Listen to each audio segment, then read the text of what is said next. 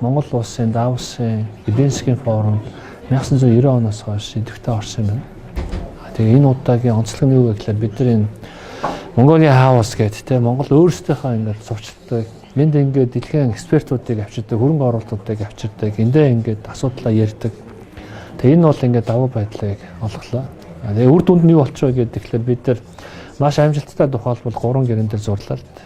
Тэр нь бол дэлхийн эдийн засгийн форум гэдэг нь өөрөө 400 ийм олон улсын байгууллага, think tank, судалгааны байгууллагууд ингээд нэгтгсэн байгууллага. Тэрэн дээр 4000 орчим экспертүүд ингээд ажилладаг. Тэр экспертүүдийн бүх мэдээллүүдийг бид нар ингээд аваад буюу одоо нэг стратегийн оюун ухааны одоо түншлэлийн платформ гэж яриад байгаа. Энэ гэрээнд Монгол бас дэлхийн эдийн засгийн форумтай одоо зурсан 2 дахь юм ус болж байгаагаар онцлог юм. Бид нар ичим хүчний реформ хийнэ гэд хамтсан засгийн газар хамгийн том реформ ингээд зарлаад явж байгаа. Тэгээ энэ юунаас эхэлж байна гэдэг. Тэгэхээр томоохон төсөл хөтөлбөр шинэ одоо цахилгаан эрчим хүчний их усруудыг хийхтэр ингээд илүү анхаарал явж байгаа. Тэгээ үр дүн бол өнөөдөр Давост гарч байна. Юу гэхээр одоо Европын сэргээн босголт хөгжлийн банк гэж байгаа. За энэ банк юуг санхүүжүүлэх вэ гэдэг. Тэгэхээр бид нар ногоон эрчим хүчийг санхүүжүүлъя.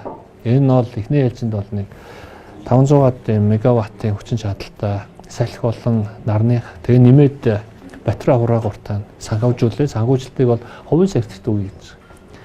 Тэгээ хувийн секторыг бид нар ингээд санхүүжүүлээ. Тэгээ эндээс эхэлж байгаа. Энэ бол 1 тэрбум орчим долларын хэмжээний ийм санхүүжилт байхгүй. Тэгээ цаашаа ингээд өсгөөд явах бүрэн боломжтой гэж ярьж байгаа. Тэгэхээр энэ гэрээг бол өнөөдөр бас эдийн засгийн энэ дэлхийн эдийн засгийн чуулгуудтай бол ойлголцоод тэгээ тохиролцоо зурж байгаа нь бол онцлог юм аа. Энэ бол бодиттой үр дүн юм.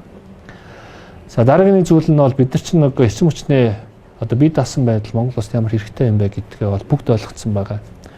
Тэгвэл энийг хийхин тулд мөн одоо том хэмжээний юм бүтээн байгуулалт хийх шаардлагатай байгаа. Тэгэхээр Монголын зах зээл чинь өөрөө бас том биш ээ. Өнөөдөр 1.7 гигаватт чинь тий ирээдүйд магадгүй 3 боллоо гэхэд энэ өөрөө бас тийм том биш. Тэгэхээр бид нар нөгөө том хөрөнгө оруулалт ингээд хийгээд буюу экспортын хөрөнгө оруулалт, технологийн хөрөнгө оруулалт хийхэд бол илүү нэг том хэмжээний бөгөөд юм зах зээл ингээ хэрэгтэй. Тэгвэл тэр зах зээлийг бид нар өөрсдөө бий болгоё гэдэг буюу innovation гэдэг хэдтэй яг энэ эрчим хүч, сэргээгдэх эрчим хүч, технологийн чиглэлээр дэлхийд бас тэргүүлж байгаа компанитай бид нар гэрээ зурлаа. Тэр нь юу вэ гэдэг тэгэхээр бид нар экспортлно. Экспортлохдоо өнөөдөр одоо засгийн газарт нь гэхээсээ илүү хувийн сектор нь өөртөө авъя гэж байгаа байхгүй. Тэгээд яагаад та нар ингэж авч ийна гэдэг тэгэхээр үндэслэл нь бол маш ойлгомжтой. Монгол бас маш том газар нутагтай. Дээрээс нь ингэж нар салхины асар их тийм нөөцтэй. Тэгээд энэ бол ингэж бид нар бол одоо маш одоо их хэмжээний хөрөнгө оруулалт тэгээд бага үнэтэйгээр ингэж авах боломжтой байна гэж харж байна. Түүгээрээ цаашаага нөгөө ногоон ус төрөгч гэж байдаг те үйлдвэрлээд тэгээ цаашаа зах зээл рүү зарна гэсэн ийм байдлаар бид нар гэрээ зурж байна. Өөрөөр хэлбэл бол 10 гигаватт энэ чинь бол баримжаагаар бол 10 тэрбум долларын хөрөнгө оруулалтыг хийя. Эхний ээлжинд бол 1-2 гигагаас эхлээд ингээд явъя гэсэн байдлаар гэрээн дээр гар үсэг зураад явж байна. Өөрөөр хэлбэл бид нар зөвхөн нэг эрчим хүчний бие даасан байдалтай болохоос гадна эрчим хүчнийг экспортч болно гэдэг байгаа нь энэ багхгүй.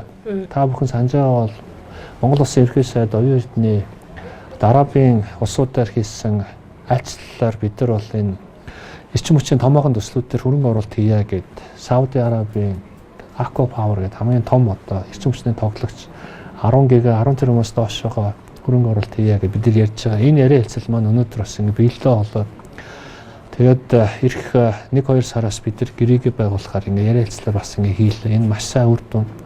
Зүүнний хажуугаар мөн адил Арабын нэгдсэн Эмират улсын Масдар гэдэг бас хамгийн том бас тоглогч хөрөнгө оруулагч байгаа. Эдгээр одоо хөрөнгө оруулагчдын зүгээс бас бүгднтэй ингээд дуулцаад ярилцлуудаа хийлээ. Дахиад цаашаа нэг хөрөнгө оруулалтынхаа асуудал руу ингээд явъя, ярилцъя, цаасан дээрээ сууцгаая гэдэг ингээд. Тэгээ ер нь бол дэлхийн нийт ингээд Монголын эрчим хүч рүү ингээд чиглэлчээд байна. Хөрөнгө оруулалтын банкуд чиглэж байна. Олон улсын байгууллагууд нь чиглэж байна. Яг энэ дээр идэвхтэй ажилтдаг хөрөнгө оруулагч нар тоглож байна. Дараагийн шинэ тоглогч нар нь болохоор энэ дата центрийн тэ энэ хэмэл оюухан их хөгжлийн сангийн энэ тоглогч нар бас Монголыг сонирхоод орж иж байна гэдэг бол энэ Давосын эдийн засгийн уулзалтын бас үр дүн маш сайн бодтой гарч байна гэж дүгнэж байна.